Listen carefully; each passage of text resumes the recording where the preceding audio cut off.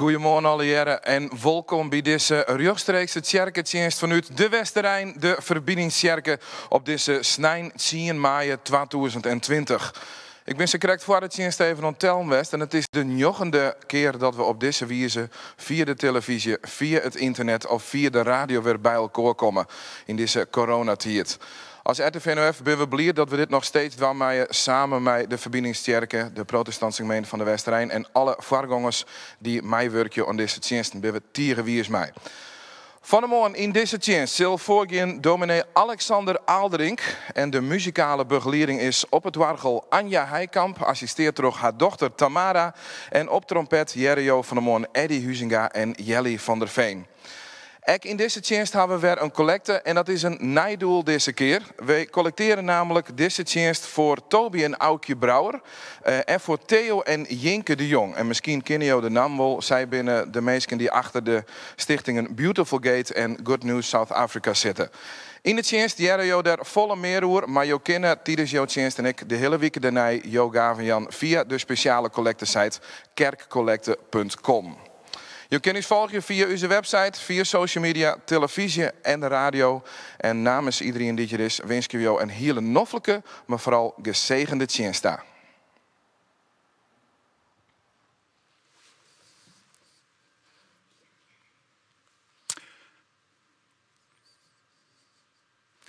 Geliefde mensen thuis, ook namens mijzelf, hartelijk welkom. Ik ben net al voorgesteld. Ik ben zelf de predikant van de Christelijke Gereformeerde Kerk hier in de Westerrijn. En het is goed om samen te zijn op deze morgen, om te luisteren naar het evangelie. Een evangelie waarin God mensen wil ontmoeten. Hij spreekt tot ons, dat geloven wij ook vanmorgen, door zijn woord, door de Bijbel heen. We gaan met elkaar lezen, met elkaar zingen. En om ons voor te bereiden op deze dienst willen we eerst in stil gebed zijn. Laten we samen stil zijn.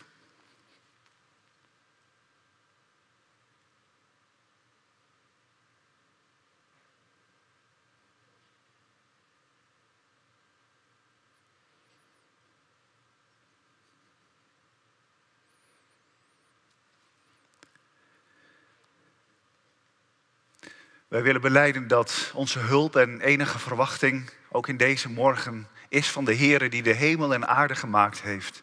Die trouw is tot in eeuwigheid en nooit loslaat enig werk van zijn handen. Amen. En namens die God mag ik u en jou ook groeten met deze woorden. Genade zij u en vrede van God de Vader door zijn Zoon Jezus Christus in de gemeenschap van de Heilige Geest. Amen. We gaan met elkaar zingen uit Psalm 116, de versen 1 en 11 uit de oude berijming. Het zijn hele oude woorden, maar het gaat erover dat we God bezingen, dat we hem lief hebben, omdat hij naar ons luistert. Zullen we zingen Psalm 116, vers 1 en 11.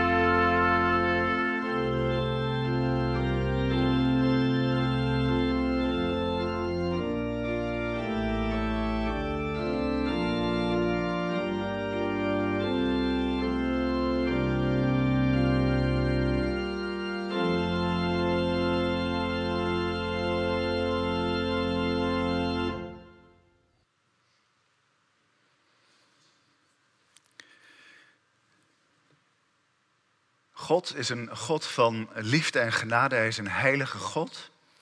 En deze God die heeft ook zijn wil bekendgemaakt aan ons in een wet. En op verschillende plekken in de Bijbel kunnen we die wil van God leren kennen. Vanmorgen wil ik met u een gedeelte lezen uit Lucas 6. Daar is de Heer Jezus, de Zoon van God, aan het woord. In Lucas 6, vers 27, daar lezen we: maar ik zeg tegen u die dit hoort, heb uw vijanden lief. Doe goed aan hen die u haten. Zegen hen en die u vervloeken en bid voor hen die u belasteren. Bied hem die u op de ene wang slaat, ook de andere. Verhinder hem die het bovenkleed van u afpakt, niet ook uw onderkleed te nemen. Maar geef aan ieder die iets van u vraagt en eis niet terug van hem die neemt wat van u is. En zoals u wilt dat de mensen u doen, doet u hun ook evenzo. En als u hen lief hebt die u lief hebben, wat voor dank komt u daarvoor toe? Immers ook de zondaars hebben degene lief die hen lief hebben. Maar heb uw vijanden lief en doe goed. En leen zonder te hopen iets terug te krijgen. Dan zal uw loon groot zijn. En zult u kinderen van de Allerhoogste zijn. Want hij is goedertieren. Goedertieren over de ondankbaren en de slechten. Wees dan barmhartig, zoals ook uw Vader in de hemel barmhartig is. En dan sluiten we deze wetslezing af met bekende woorden. 2 geboden voor heel ons leven. Het eerste en het grote gebod voor ieder van ons is: heb de Heer uw God lief. Met heel uw hart, met heel uw ziel, met al uw kracht en met heel uw verstand. Dat is het eerste en het grote gebod. En het tweede gebod, gelijk aan het eerste, is: heb uw naaste lief als uzelf. Deze 2 geboden vormen het fundament van de wet van onze God. Daar willen we nu ook over gaan zingen. Een gebed uit Psalm 119, het 14e vers. Bewaar mijn oog, dat niet de valse schijn, dat niet de lege vreugd mijn hart bewegen. Laten we zingen.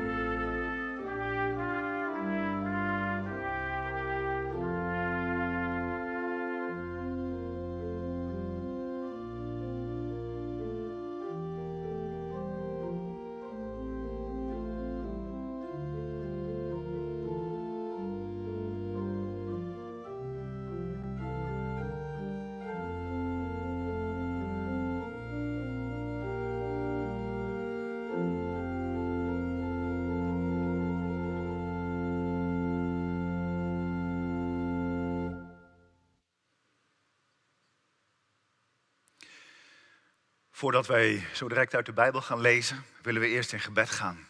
Dat zijn we zo gewend om eerst te bidden. Om biddend Bijbel te lezen. Om te vragen of God ook zijn Heilige Geest wil geven. Opdat we begrijpen wat de Heere God in deze ontmoeting ons te zeggen heeft. En dat mogen we doen in vertrouwen dat de Heere God ons hoort. Hebben we het zojuist van gezongen in Psalm 116.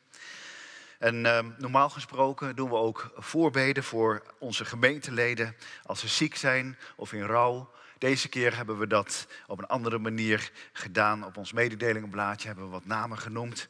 Maar misschien dat u die thuis meekijkt ook wel ziek bent, zorgen kent. Of dat u in rouw bent, in verdriet hebt. Dan willen we vragen of de Heere God ook u thuis nabij wilt zijn en zijn zegen wil geven.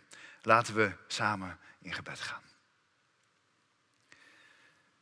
Trouwe God, u die in de hemel woont, maar zo dichtbij gekomen bent. In uw Zoon Jezus Christus. Wij danken u dat we ervan mogen zingen dat u een God bent die hoort. Die luistert als wij tot u bidden. Dank u wel dat u dat wilt doen. Wij hebben dat niet verdiend. Want van onszelf zijn we zondaren die uw wet hebben overtreden, die straf verdienen. Maar toch komt u dan met dat evangeliewoord, dat er redding is en dat er hoop is en bevrijding door uw werk. Door uw verlossingswerk, Heere Jezus Christus. Vergeef ons al onze zonden. En daarbij mogen we pleiten op het bloed van uw Zoon Jezus Christus. Dat vergoten is tot een volkomen verzoening op Golgotha. Heere, wilt u zo met uw Heilige Geest in ons hart komen? Vul ons, opdat we begrijpen wat u ons vanmorgen te zeggen hebt in uw woord. Heere, wij bidden u voor mensen die in nood zijn. Verdriet kennen, ziek zijn, zorgen hebben. Heere, we leven in een vreemde tijd. U weet er alles van en dan willen we u vragen of u zich over ons wilt ontfermen. En of u in dit uur ons nabij wil zijn en ons kracht en moed wil geven voor de tijd die nog komt. Heere, wij bidden u, ontfermt u zich over ons. En wilt u ook onze dank aanvaarden, onze lof en eer aan u, want u bent het alles waard. Dat u vol genade naar ons om wilt zien. Dat u ons wilt leren uit liefde te leven zoals u volmaakte liefde bent. Heere, zo komen we bij u. En zo vragen wij, ontfermt u zich over ons. De namen van onszelf, de namen van onze kinderen. We leggen ze vol vertrouwen in uw vaderhand. Hoort u ons alleen uit genade. Niet omdat we zelf die geweldige mensen zijn, integendeel. Wij willen zien op het werk van uw Zoon Jezus Christus. Hoort u ons in zijn naam. Amen.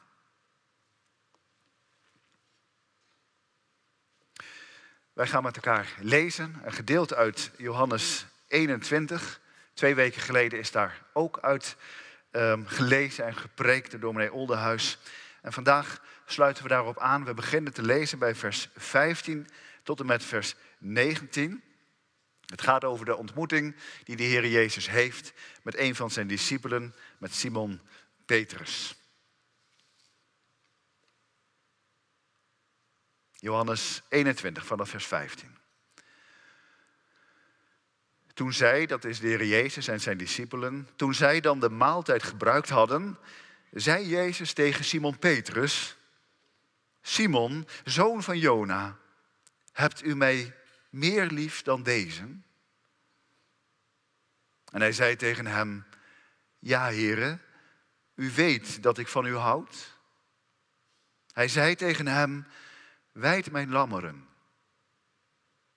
Hij zei opnieuw tegen hem voor de tweede keer: Simon, zoon van Jona, hebt u mij lief?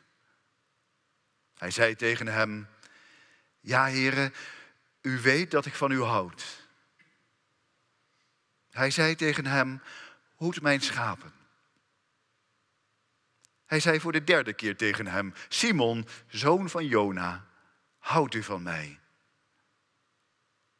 Petrus werd bedroefd, omdat hij voor de derde keer tegen hem zei, houdt u van mij? En hij zei tegen hem, Heere, u weet alle dingen. U weet dat ik van u houd. Jezus zei tegen hem, wijd mijn schapen.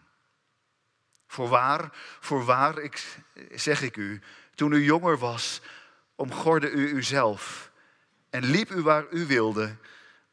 Maar als u oud geworden bent, zult u uw handen uitstrekken en een ander zal u omgorden en u brengen waar u niet heen wilt.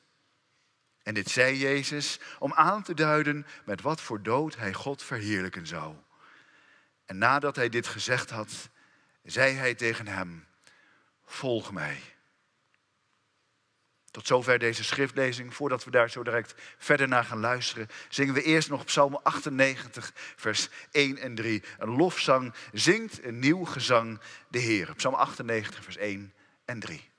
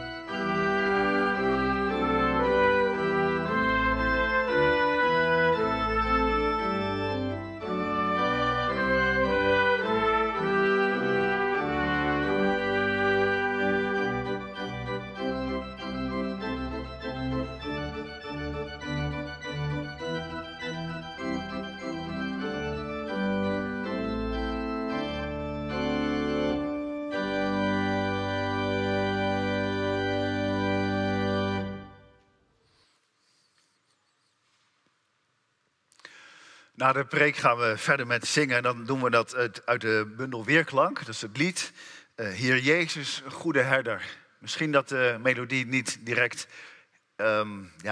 ik wil zeggen bekend is, maar toch ook wel. Ik zou zeggen, luistert u maar goed naar het orgel.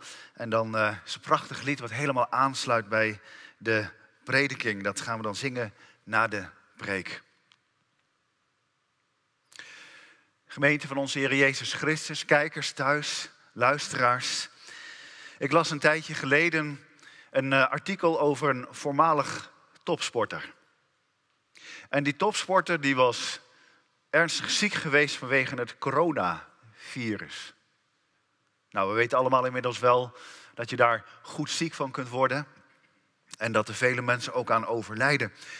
Die topsporter was tot die tijd dat ze ziek werd altijd topfit geweest.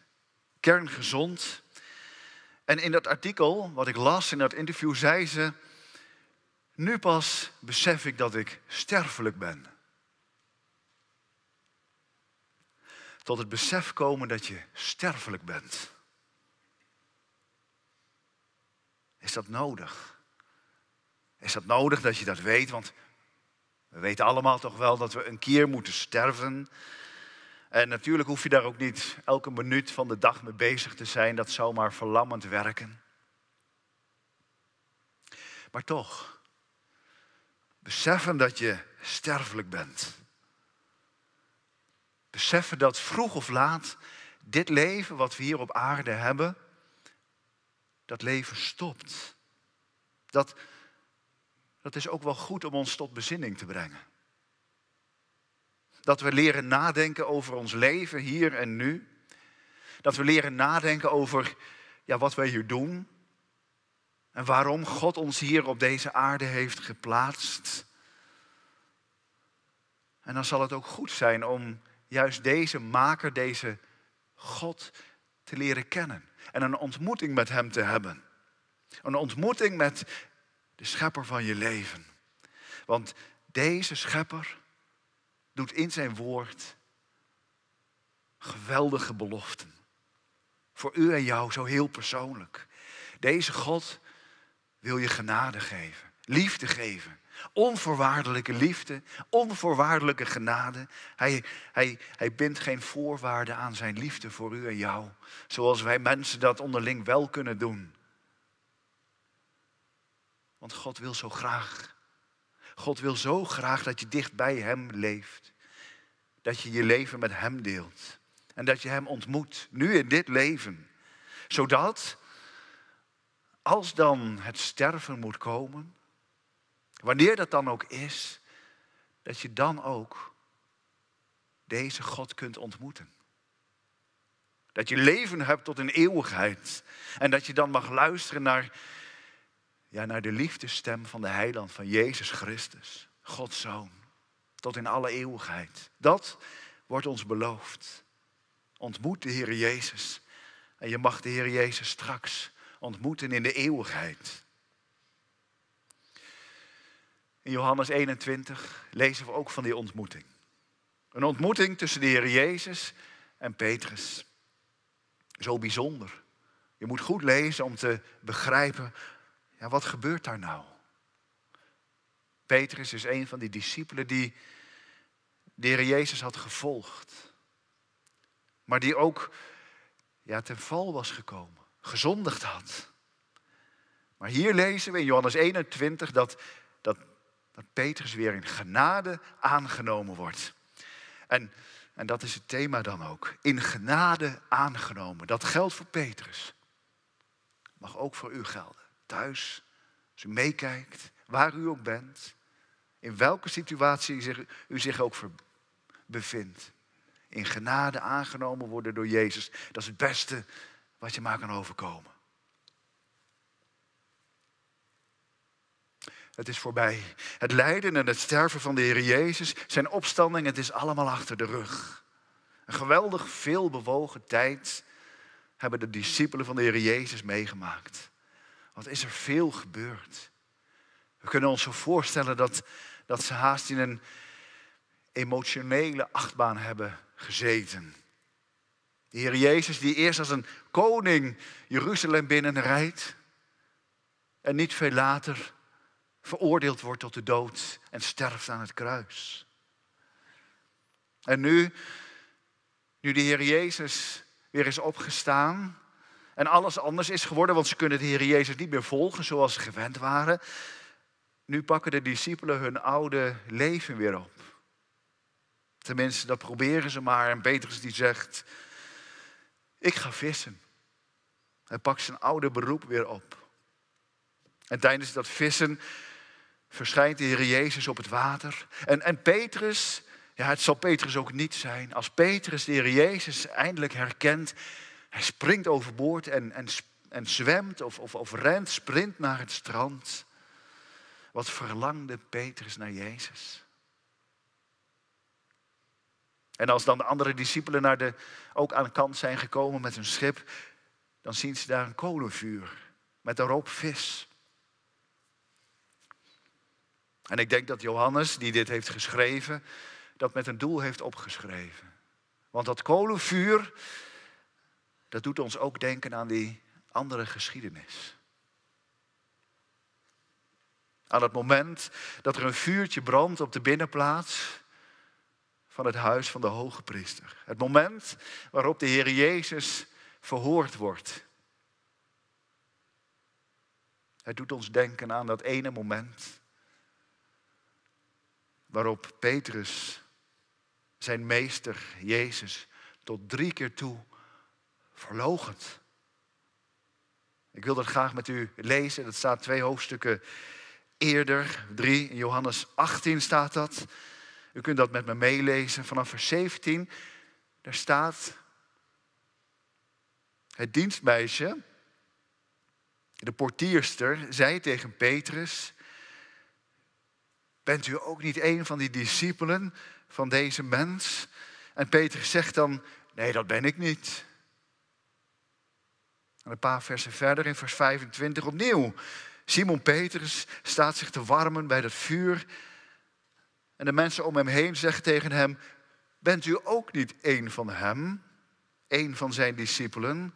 En Petrus ontkent het en zegt: nee, dat ben ik niet. Een van de dienaren van de hoge priester, familie van degene bij wie Petrus het oor afgeslagen had, die zei ook: heb ik u niet gezien met hem in de hof? En Petrus ontkende het opnieuw. En meteen kraaide de haan. Het gaat precies zoals de Heer Jezus het al had voorzegd. Petrus, jij zult niet met mij sterven. Jij zult mij verloochenen. Je zult zeggen dat je mij niet kent. Stel je dat nou eens voor. Dat een vriend of een familielid dat met jou doet. En zegt: nee hoor, die ken ik niet. Die hoef ik niet te kennen, daar heb ik niks mee te maken. Ik hoor niet bij hem. Stel je voor dat je erachter komt dat er zo over jou gepraat wordt. En dat je aan de kant geschoven wordt. Dat doet toch pijn? Daar word je boos van, verdrietig. En dat is nou precies wat Petrus deed bij de Heer Jezus, die hij zo lief had. Ik ken hem niet. Petrus, zo diep gevallen. Misschien wel het diepst van al die andere discipelen, behalve dan Judas die hem verraden heeft. Maar de andere discipelen die alleen maar de Heer Jezus verlaten hadden, ernstig genoeg. Petrus verloochent zijn meester tot 3 keer toe. Als Jezus met zijn discipelen gegeten heeft daar aan de oever van het meer, begint Jezus een gesprek met Petrus. Alles is achter de rug. En hij begint het gesprek met die vraag, we lazen ervan: Simon, zoon van Jona, heb je dan deze?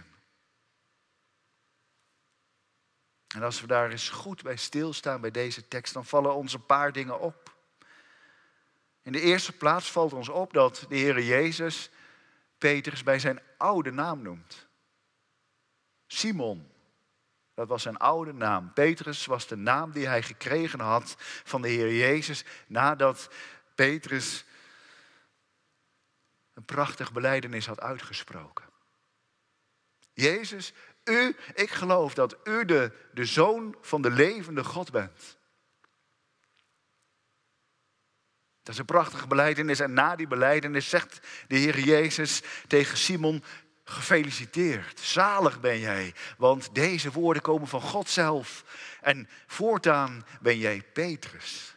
En op jouw woorden en op jouw belijdenis, Petrus, zal ik mijn gemeente gaan bouwen. Petrus, prachtig, mooier kan niet. Maar zo mooi blijft het niet.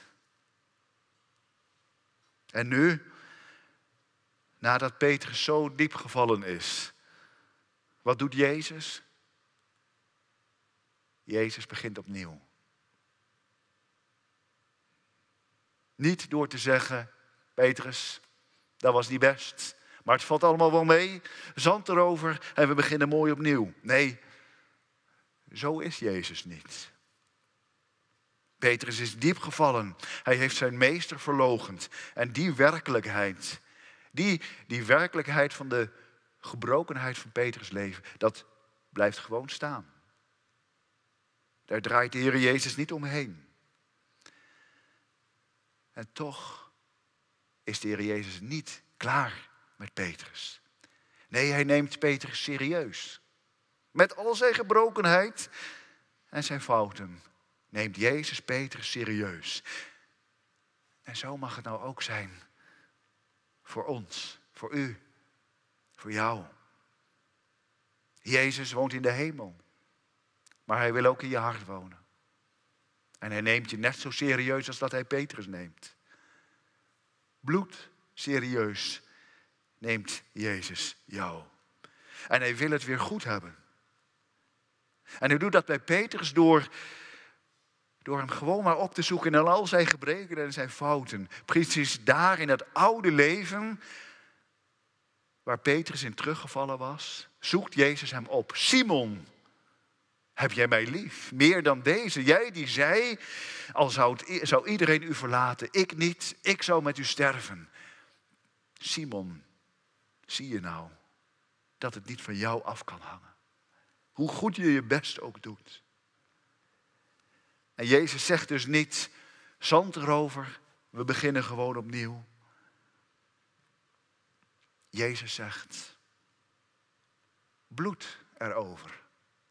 Mijn bloed over jouw zonden. Want dat is het evangelie. Het kostbare bloed van Jezus Christus maakt Petrus, maar maakt ook u schoon van al je zonden. En dan mag je leven voor de Heere God. Zo serieus neemt God in Christus jou en mij. Dat hij sterft aan het kruis. En dat zijn kostbare bloed gevloeid heeft. Dat is er voor nodig om het weer goed te maken tussen jou en de Heere God. Dat is er voor nodig om echt vrij te zijn. Dus als u en jij, als wij pleiten op het bloed van de Heer Jezus Christus als wij in gebed gaan, dan kan het goed komen. Niet als wij naar de Heer Jezus toe gaan en zeggen, Heer, ik heb het mijn best gedaan en ik hoop dat u het gezien heeft. En nou moet u het maar goed vinden en het voor me afmaken. Nee, juist in de gebrokenheid van ons eigen leven zoekt Jezus ons op en maakt jou nieuw. Dat is het nieuws van vanmorgen. Het nieuws voor ons leven. God zelf opent de weg naar hem toe. En waarom doet hij dat?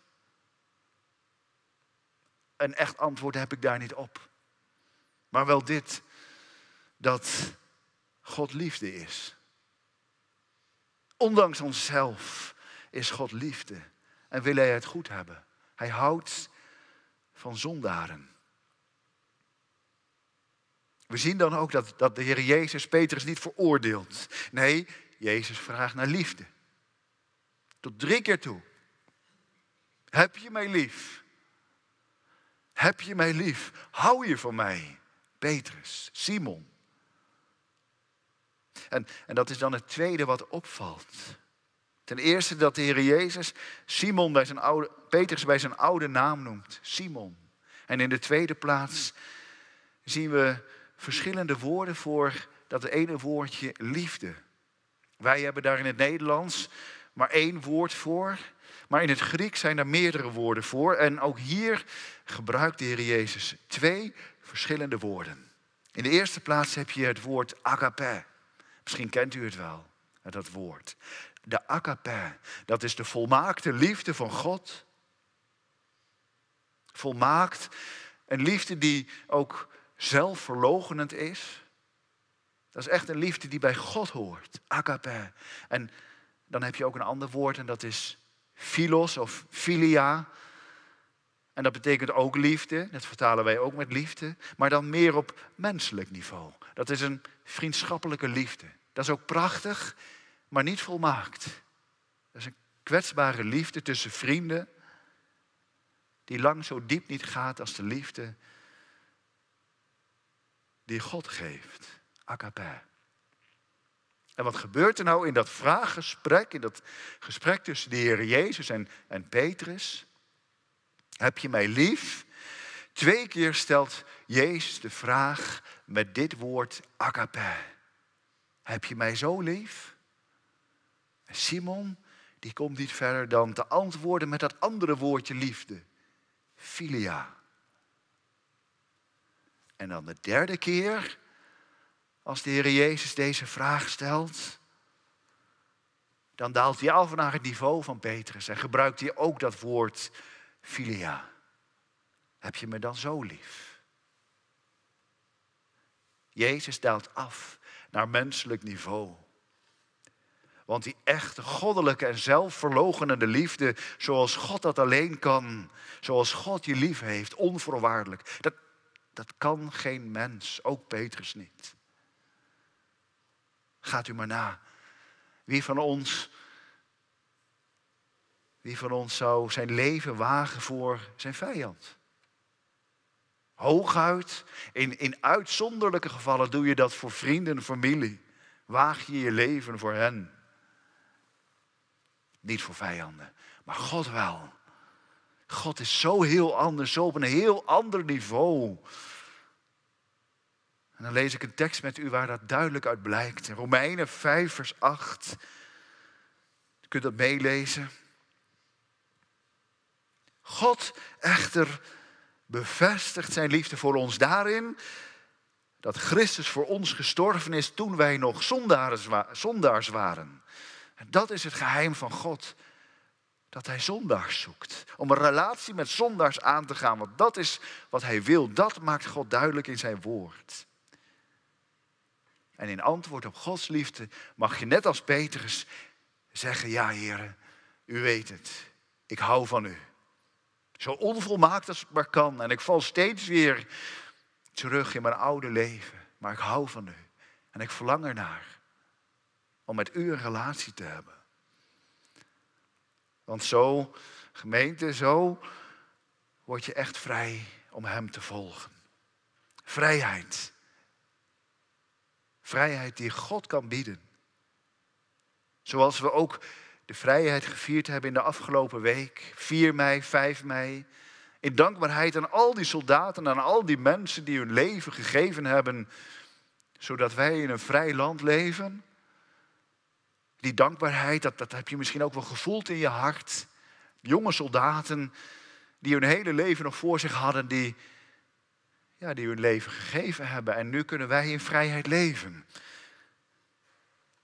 En eigenlijk mag het voor u, voor jou die je leven geeft aan Jezus, elke dag 5 mei zijn. Elke dag bevrijdingsfeest.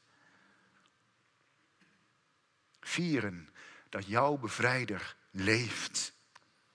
Dat hij je opzoekt zoals hij Petrus heeft opgezocht. Midden in je gebrokenheid en schuld en ellende die we zelf hebben veroorzaakt. Daar zoekt de Heere mij op. Daar is het dat hij mij, dat hij u en jou ook weer in genade wil aannemen. Dat is geweldig. Dat is te groot om aan te nemen.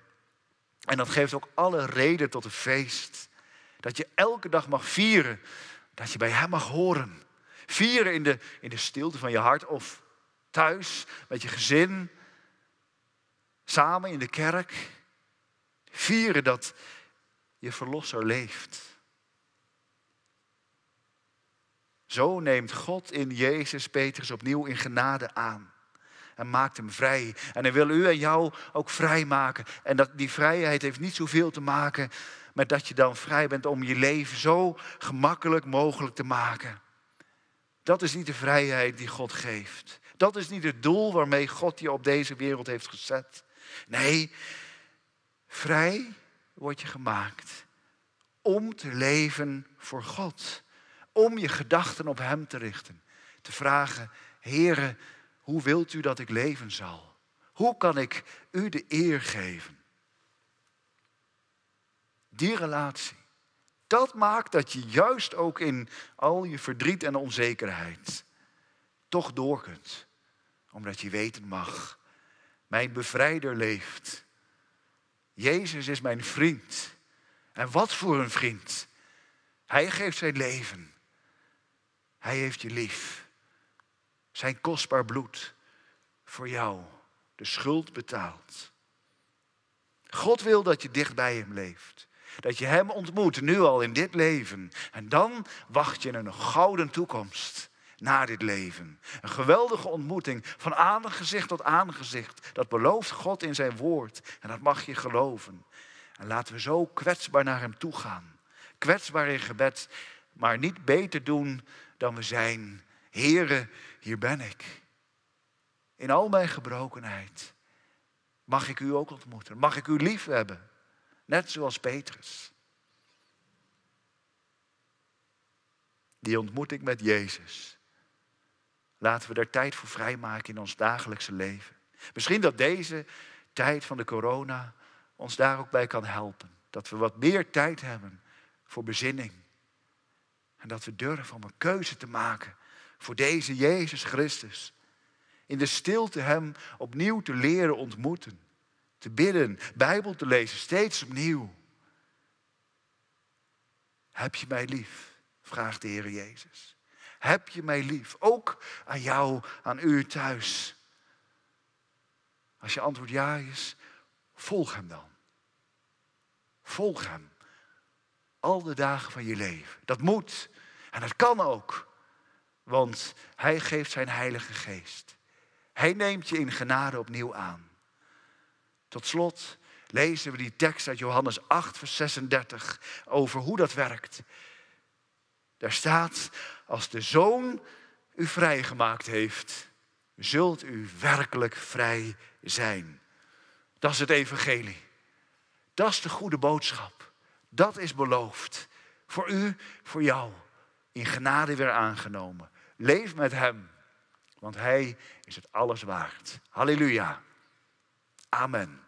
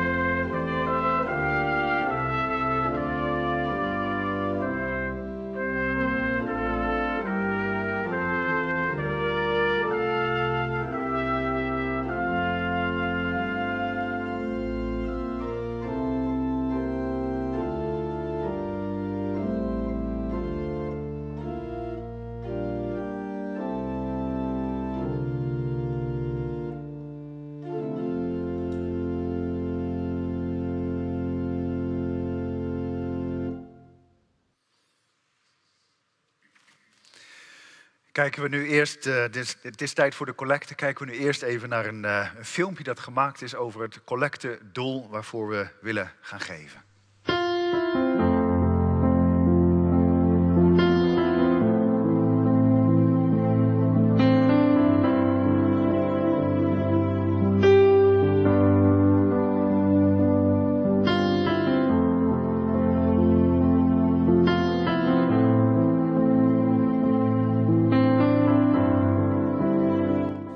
Goedemorgen beste mensen, wie ben Toby Aukje Brouwer en we waren sinds 1 jaar in Zuid-Afrika. We hebben in 4 jaar een pen- en familieondersteunend centrum hier onder de naam Beautiful Gate. Ja, hallo mensen, we zijn Jink en Theo de Jong en in 2011, eind 2011 ben we naar Zuid-Afrika vertrokken. En in 2014 ben we begonnen met Good News South Africa. En we werken in Karatra, dat is in de plattelands en bosbouwgebieden dicht bij het plakje Nijsna in Zuid-Afrika. Van een boel mensen in Zuid-Afrika is net het coronavirus de grootste bedreiging, maar het verliezen van die baan en inkomen. Op dit moment ben er 24% van de bevolking die geen eten op hun tafel heeft. En als ik een etenkeepje kerst, ja, dan kerst het keepje van Schippen en Maandverband al helemaal vergeten. De regering van Zuid-Afrika die verwacht dat deze crisis hier echt nog net voorbij is. En waarschijnlijk zal het hoogtepunt pas in september wezen. En ja, normaal kreeg de band altijd eten op squallen, maar dat valt nou voort. Dus ja, we zijn echt bezig om de band eten te gaan. En dat is echt een passie die we heel graag doen. Tijdens deze crisis deelt Beautiful Gate elke maand iets van 1800 tot 2000 voedselpakketten uit om kwetsbare families in de omgeving waar we zitten. En in de maand mei hopen we 1000 famkes een Dignity pakketten aan, waar je wasbaar maandverband in zit, een stukje chippen en een waskrantje.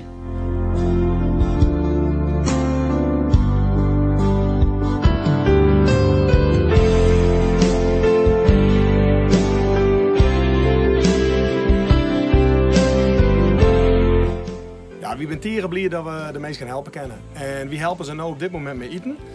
We houden bij een maas IPAP. En in de week jou ik ongeveer zo'n 1000 tot 1100 pan warm eten. Hier in Karatra rieden we met buskeroen om elsen in een huis eten te gaan en op oren plakken. Daar de mensen ook eten en daar hel je de mensen het bij die mensen thuis bij.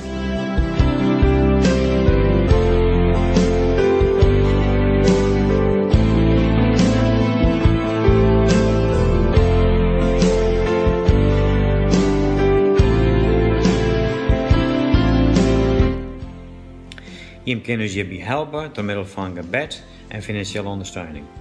Zo maken we met elkaar het verschil in de gemeenschappen waar we werken.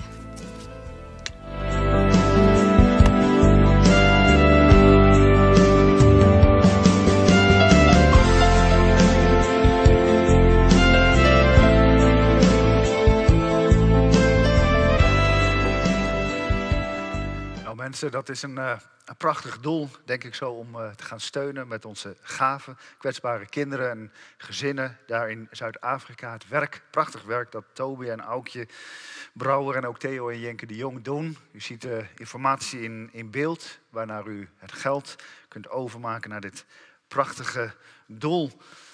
En dan zeggen we, God zegene de gaven, opdat zij, Theo en Jenke en Toby en Aukje, hun werk daar kunnen blijven voortzetten. Wij willen met elkaar nu in gebed gaan en de Heere God danken voor het woord wat Hij gegeven heeft. Een woord dat je weer in genade aangenomen mag worden.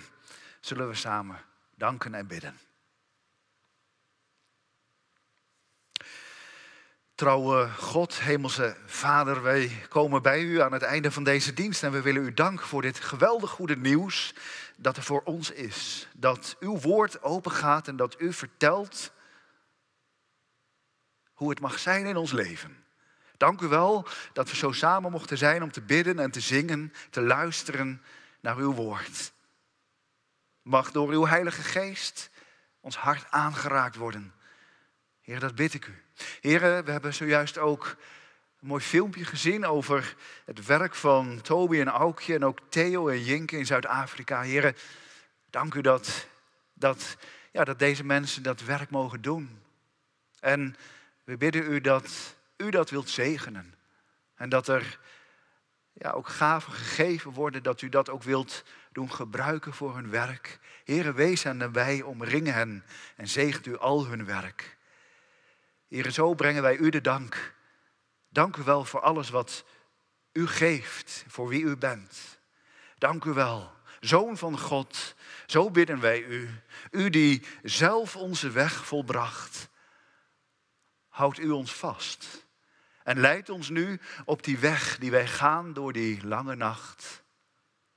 En dat willen we u alles bidden in de naam van de Heer Jezus Christus, die ons heeft leren bidden. Onze Vader die in de hemelen zijt. Uw naam worden geheiligd. Uw koninkrijk komen. Uw wil geschieden, gelijk in de hemel, als zo ook op aarde. Geef ons heden ons dagelijks brood. En vergeef ons onze schulden. Gelijk ook wij vergeven onze schuldenaren. En leid ons niet in verzoeking, maar verlos ons van de boze. Want van u is het koninkrijk en de kracht en de heerlijkheid tot in alle eeuwigheid. Amen.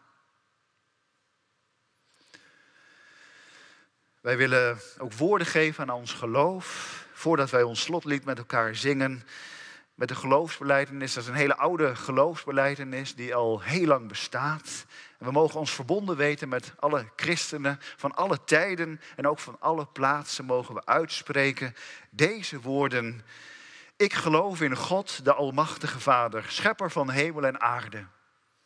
En ik geloof in Jezus Christus, zijn enige Zoon, onze Heere, die ontvangen is van de Heilige Geest. Geboren uit de maagd Maria, die geleden heeft, onder Pontius Pilatus is gekruisigd, gestorven en begraven. Die neergedaald is in de hel en op de derde dag weer is opgestaan van de doden en opgevaren is naar de hemel waar hij zit aan de rechterhand van God, de Almachtige Vader. En van waar hij komen zal om te oordelen de levenden en de doden. Ik geloof de Heilige Geest. Ik geloof één heilige, algemene, christelijke kerk. De gemeenschap der heiligen. Vergeving van zonden. Ik geloof de wederopstanding van het lichaam. En een eeuwig leven. Amen. We gaan met elkaar zingen ons slotlied. Het prachtige lied. Ik bouw op u. Weerklank 445 vers 1 en 3.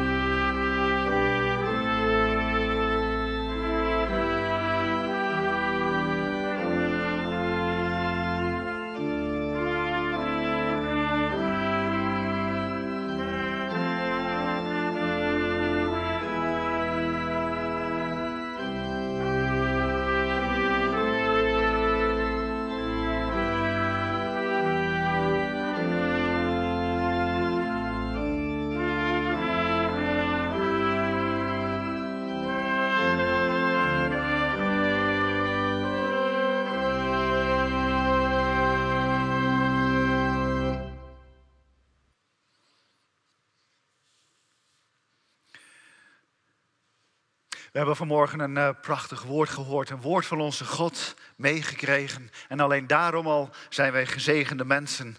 En zo mogen we elkaar de vrede toewensen. Ga heen in vrede en ontvang de rijke zegen die ik van de Heere God, namens de Heere God, op u en jou mag leggen.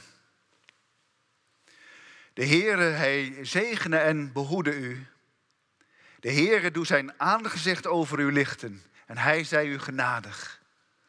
De Heere, hij verheffen zijn aangezicht over u en hij geven u zijn vrede. Amen.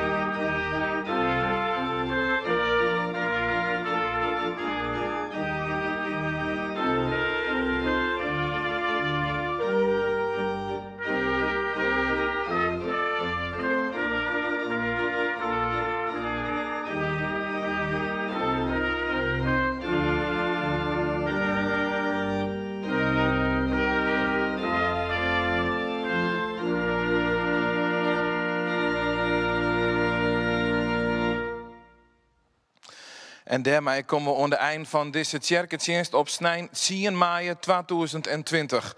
Wij hopen dat jou een hele noffelijke dienst hoorn ha. Je kunt deze dienst nog een keer weer waarom zien. In de rin van de dijen op onze social media kanalen en via onze website. Van jonne zo'n uren, excuus, wordt de dienst ook weer helle. Else 2 uren kun je op televisie op kanaal 20 via Kabel Noord de dienst nog eens een keer weer waarom zien. Onze dank gaat uit naar de muzikale begeleiding van Anja Heikamp op het orgel. Assisteert door haar dochter Tamara. En Eddie Huizinga op trompet en Jelly van der Veen op cornet. En natuurlijk ook onze voorganger Alexander Aaldrink. Een speciale groet vanuit RTV NOF gaat in ieder geval ook naar Dauma. Onze kosten die van de morgen helaas net onwijzig wezen kon vanwege persoonlijke omstandigheden.